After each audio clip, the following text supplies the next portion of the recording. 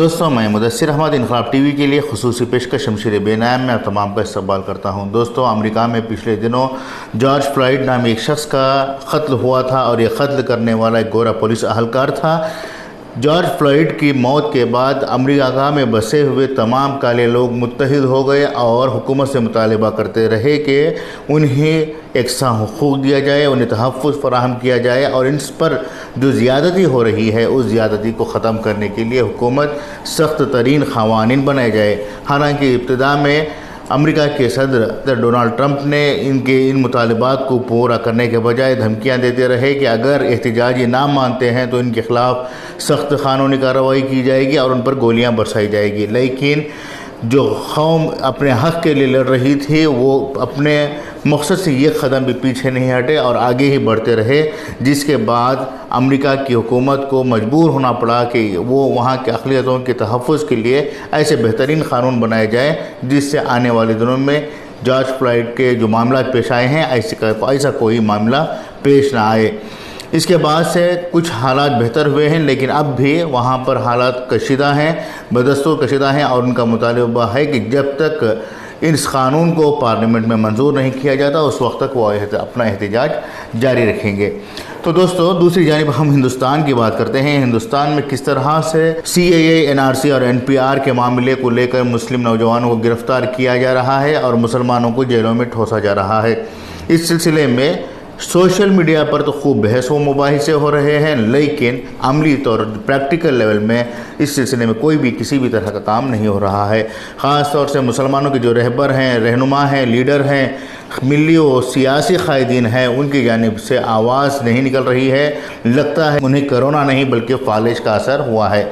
ہمارے ملی قائدین جو اب تک مسلمانوں کا استحصال کرتے رہے ہیں کہ وہ مسلمانوں کے لیڈر ہیں اور رہبر ہیں، اور انہوں نے اپنے لیے ایسے لاکھوں پروگرام منعقد کروائے تھے جس کے لیے ان کو کروڑوں روپے خرچ کر کے قوم کا پیسہ لگا کر ان کے لیے پروگرامز منعقد کیے تھے۔ آج وہ لیڈران کہاں ہیں، کس حال میں ہیں اور کیا کر رہے ہیں، اس کا اندازہ نہیں ہو رہا ہے۔ ملک کی سب سے طاقتور جماعتوں میں شمار ہونے والی جماعت اسلامی ہند، تبلیغی جماعت، اہل حدیث اور جمعیت علماء ہند جیسی تنظیمیں جو وہ سیاسی حیثیت رکھتے ہیں، ان کی جانب سے بھی اب تک کسی بھی طرح کی پیش رفت نہیں ہوئی ہے۔ خاص طور سے دہلی میں جو گرفتاریاں ہو رہی ہیں ان گرفتاریوں کے سلسلے میں آواز اٹھائی نہیں جا رہی ہے۔ سفورہ زرگر جیسی خواتین اور کئی نوجوان جیلوں میں بند ہو رہے ہیں، ان کی رہائی کے لیے مطالبہ نہیں ہو رہا ہے۔ وہیں دوسری جانب دیکھیے کہ کس طرح سے اگر کسی ہندو نیتا کو گرفتار کر لیا جاتا ہے تو اس کی رہائی کے لیے پجاری سے لے کر MP تک ایوان اقتدار پہنچ جاتے ہیں اور مطالبہ کرتے ہیں کہ فوری طور پر ان کو رہا کر دیا جائے، اور اس کے مثبت اثرات بھی دیکھنے کو ملے ہیں۔ حال ہی میں کرناٹکا کے کیبنٹ میں اس بات کا فیصلہ لیا گیا ہے کہ اب تک جو ہندو لیڈروں پر مقدمے عائد ہوئے ہیں، بھلے وہ گنیش کے وسرجن کے موقع پر ہوں یا پھر گو ہتیا کے معاملے میں اٹھائی جانے والی آوازوں کے موقع پر، ایسے مقدموں فوری طور پر منسوخ کر دیا جائے، اس کے لیے کرناٹکا کیبنٹ میں فیصلہ لیا گیا ہے۔ لیکن مسلم ہیں، مسلمان ہیں، ان مسلمانوں کے لیے کوئی پرسان حال نہیں ہے، وہ اپنی موت مرنے کے لیے چھوڑ دیے گئے ہیں۔ جس طرح سے حکومت کرونا سے متاثر ہونے والے لوگوں کو مرنے کے لیے چھوڑ رہی ہے، اسی طرح سے ہماری قوم کے نوجوانوں کو جیلوں میں مرنے کے لیے چھوڑ رہی ہے۔ ضرورت اس بات کی ہے کہ قوم کے لیڈروں کو اب آواز اٹھانے کی ضرورت ہے۔